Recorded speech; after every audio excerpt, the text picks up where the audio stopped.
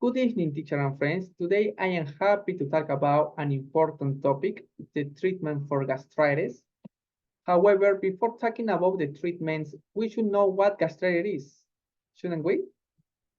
Gastritis is a medical condition characterized by inflammation of the stomach lining, and some of the symptoms caused by gastritis may include pain in the upper part of the abdomen, nausea, and vomiting.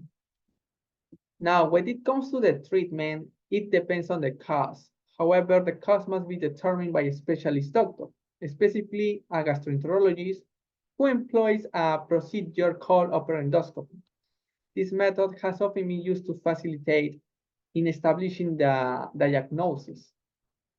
So, amongst of the most common causes that lead to gastritis, we have number one, gastritis caused by Helicobacter.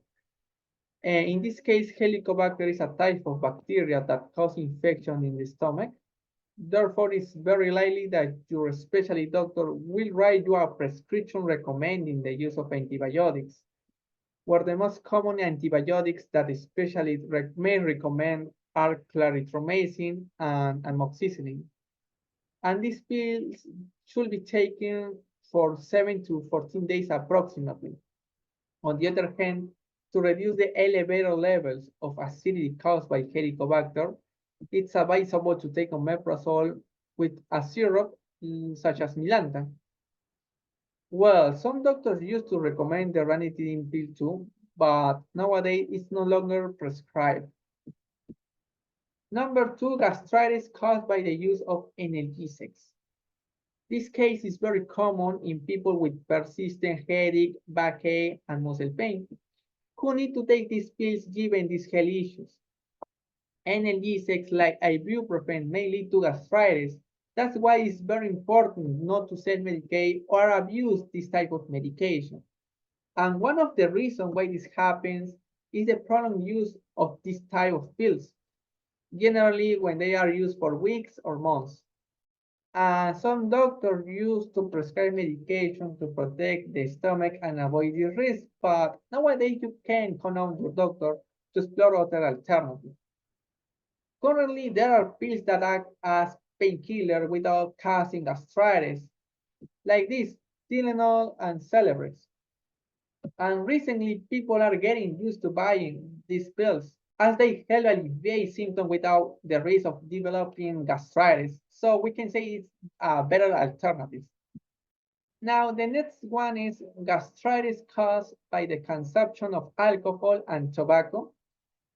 Well, this type of gastritis is very common in adults who consume substances that irritate the stomach lining, such as alcohol and nicotine.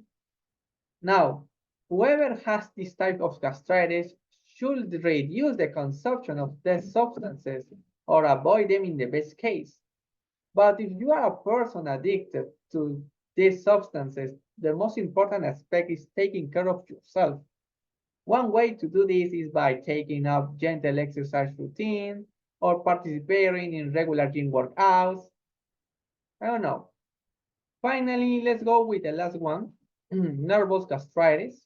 This type of gastritis mainly occurs due to emotional situations like stress and anxiety. This can increase the production of acid in the stomach, and the symptoms of nervous gastritis usually appear at any time, although they are more visible during periods of stress or anxiety. In this case, pills like omeprazole or someprazole or pantoprazole are also recommended, and whichever you use, it will have the same effect in reducing the stomach acidity. In the other hand, it's also important to participate in physical activity to reduce stress and anxiety levels. Okay, as we can see, there are situations where the treatment of gastritis requires us to take medication. However, is there any natural remedy that can help us combat this disease? Certainly there is, it's tacos. In 2020, Velasco Chong conducted a study on the beneficial property of tacos flour against gastritis, ulcer, and gastrointestinal reflux. After several people tried this alternative, the study demonstrated that tocos flower can be used as a treatment for gastritis. Now that I remember, I have been taking tocos flower ingestions when I had gastritis, and my recommendation is that you be well prepared to do it because it has an unpleasant smell. But if you are determined to improve your health, you should do it. I hope you enjoyed this video. See you next time. Bye.